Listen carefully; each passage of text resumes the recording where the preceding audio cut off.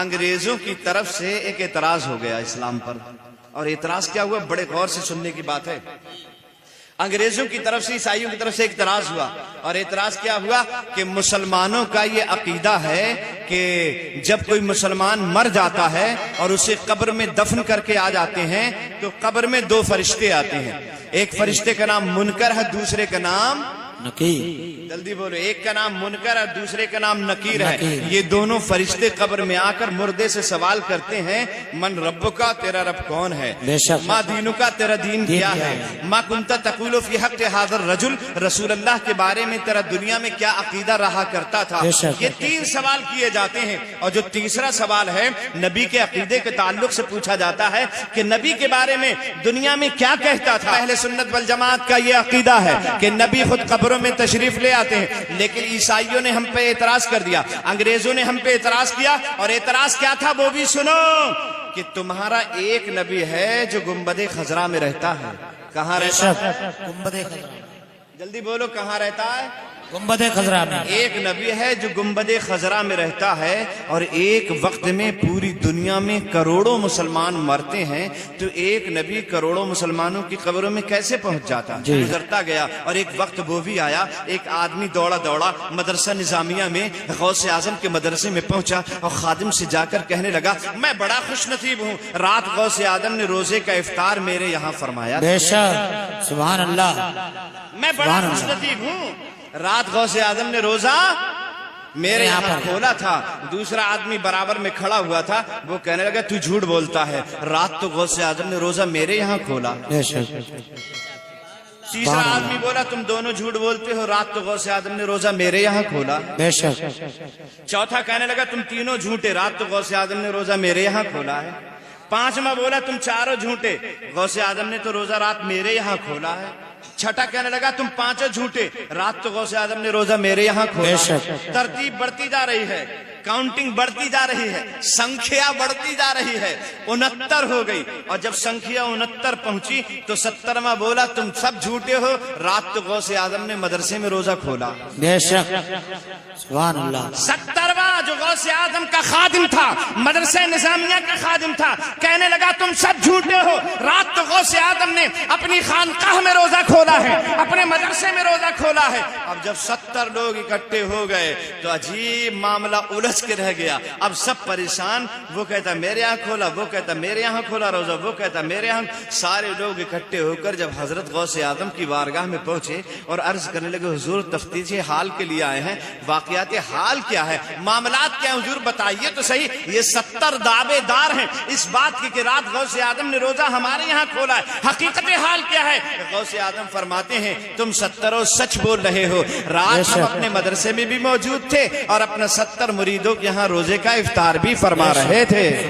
انگریزوں کو جواب دینے کی کوشش کی گئی کہ دیکھو نا, عبد القادر جیلانی ایک ہی وقت میں 70 مریدوں کے یہاں چلے گئے, روزہ افطار کر کے واپس بھی چلے آئے اور اپنے مدرسے میں بھی موجود رہے. جب عبد القادر جیلانی ایک وقت میں 70 جگہ جا سکتے ہیں تو ہمارا نبی بھی ہر مسلمان کی قبر میں جا سکتا ہے. بے شک, بہت خوب بات ہے.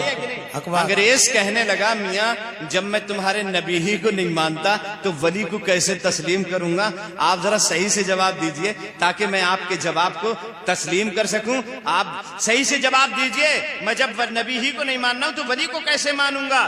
وقت گزرتا گیا, ٹائم گزرتا گیا, اور اب وہ وقت بھی آ گیا کہ ایک ریل لکھنؤ کے 4 باغ ریلوے اسٹیشن پر رکی. جیسے ٹرین رکی ساری سواریاں اتر کر اپنی منزلوں کی طرف جانے لگی. سارے پیسنجرز اتر کر اپنی منزلوں کی طرف جانے لگے. انہی لوگوں میں ایک انگریز بھی تھا, وہ بھی کشاں شہر لکھنؤ کی جانب بڑھنے لگا, آبادی کی طرف بڑھنے لگا. ابھی چند قدم آگے ہی بڑھا تھا کہ کیا دیکھتا ہے, ایک پاکڑ کا درخت ہے, اس پاکڑ کی جڑ میں ایک صاحب بیٹھے ہیں, برہنہ سر ہے, آنکھیں نم ہیں اور پاؤں میں چھالا ہے. برہنہ سر ہے, آنکھیں نم ہیں اور پاؤں میں چھالا ہے, مگر صورت بتاتی ہے کوئی اللہ والا ہے. بے شک, سبحان اللہ, کوئی اللہ والا.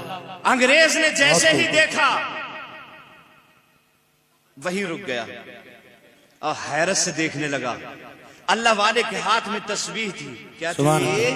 تسبیح. جلدی بولو, کیا تھی؟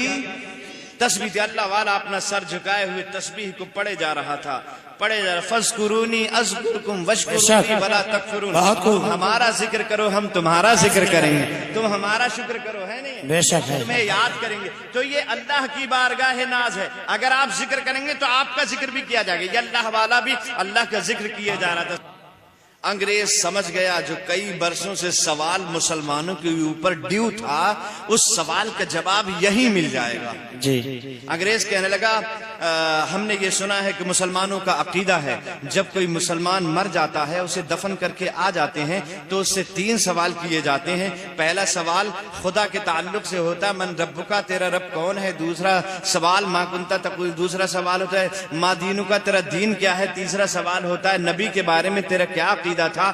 ہم نے سنا ہے کہ مسلمانوں کا عقیدہ یہ ہے کہ مسلمانوں کا پیغمبر اور مسلمانوں کا نبی ان کی قبروں میں آ جاتا ہے۔ شاہ مینا فرماتے بالکل تو نے صحیح سنا ہے، مسلمانوں کے پیغمبر ان کی قبروں میں آ جاتے ہیں، تشریف لے آتے ہیں اور ان سے سوال کیا جاتا ہے۔ کہا پہلیاں نہ بجھائیے، مجھ کو میرا سوال کا جواب چاہیے۔ کہا نادان تجھے نہیں پتا ایک سورج ایک چاند ہے جو ایک ہی وقت میں پوری دنیا کو منور کرتا ہے۔ انگریز کہتا پہلیاں نہ بجھائیے، مجھ کو میرے سوال کا جواب چاہیے۔ تجھے نہیں پتا عبد القادر جیلانی ایک ہی وقت میں 70 مریدوں کے یہاں چلے گئے تھے۔ کہا پہلیاں نہ بجھائیے، مجھ کو میرے سوال کا جواب چاہیے۔ شامینا سمجھ گئے یہ گھامڑ ہے، تھیوری اس کے سمجھ میں نہیں آئے گی، اسے پریکٹیکل چاہیے۔ فرمایا آنکھوں کو بند کر لے، انگریز نے آنکھوں کو بند کر لیا۔ فرمایا آنکھیں کھول دے، انگریز نے آنکھوں کو کھول دیا۔ فرمایا تیرے سوال کا جواب مل گیا ہے۔ کہاں ہے میرے سوال کا جواب؟ کہا درخت کی جانب نگاہیں اٹھا کر دیکھ، قسم رب کعبہ کی انگریز نے جیسے ہی